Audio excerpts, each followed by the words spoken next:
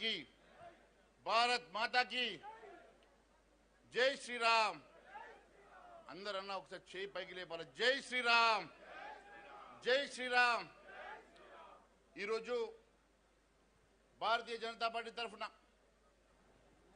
హైదరాబాద్ నడిబొడ్డులో 42% బీసీల రిజర్వేషన్ అమలు చేయాలని ఇచ్చిన మాటకు కట్టుబడి ఉండాలని చెప్పి కాంగ్రెస్ ప్రభుత్వం మీద ఒత్తిడి తీసుకురావడానికి కేవలం 42% రిజర్వేషన్ ని పేరు మీద అధికారంలోకి వచ్చినటువంటి కాంగ్రెస్ పార్టీ మాట మలిచి ముస్లిం రిజర్వేషన్ ని దాంట్లో ఇంక్లూడ్ చేసి బీసీలకు అన్యాయం చేస్తున్న సందర్భంగా ముస్లింలను బీసీల నుంచి తీసి 42% బీసీలకు రిజర్వేషన్ ని ఇంప్లిమెంట్ చేయడానికి ప్రపోజ్ చేయాల్సిందిగా భారతీయ జనతా పార్టీ తరఫున మేము అడుగుతా ఉన్నాం।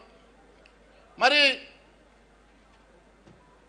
ఈరోజు బీసీ డిక్లరేషన్ పేరు మీద కామారెడ్డిలో బీసీ డిక్లరేషన్ మీటింగ్ పెట్టి ఆ రోజు ఇచ్చినటువంటి అనేకమైనటువంటి హామీలను తుంగలో తొక్కినటువంటి కాంగ్రెస్ పార్టీ మీ చేతిలో ఉన్నటువంటి 42% మంత్రి పదవులు ఎందుకు ఇవ్వలేదని చెప్పేసి నేను ముఖ్యమంత్రి రేవంత్ రెడ్డి గారిని అడుగుతా ఉన్నాను। మోస్ట్ బ్యాక్వర్డ్ క్లాసెస్ ఒక మంత్రి పదవి ఇస్తానని చెప్పి ఈ రోజు వరకు కూడా ఎంబీసీకి మంత్రి పదవి ఇవ్వనటువంటి రేవంత్ రెడ్డి గారు దీనికి సమాధానం చెప్పాలని చెప్పి మేము అడుగుతా ఉన్నాం।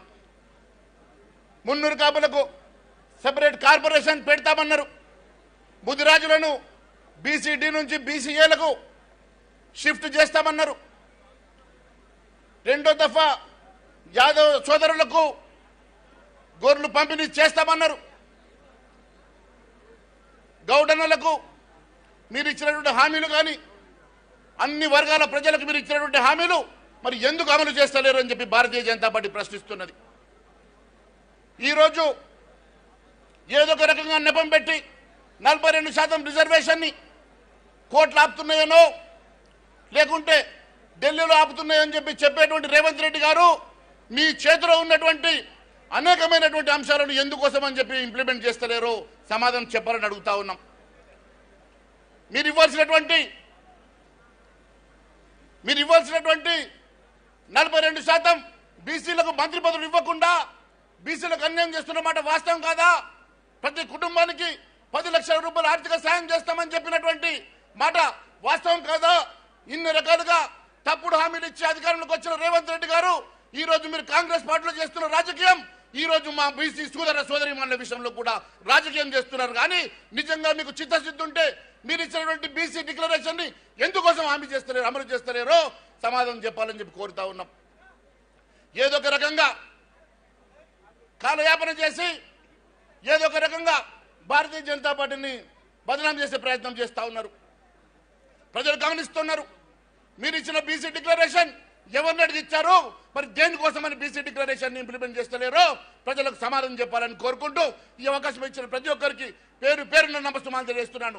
భారత్ మాతాకి ధన్యవాదాలు। ఇప్పుడు కౌన్సిల్లో మన ఫ్లోర్ లీడర్ ఏవిఎన్ రెడ్డి గారిని మాట్లాడవలసిందిగా కోరుతున్నాను।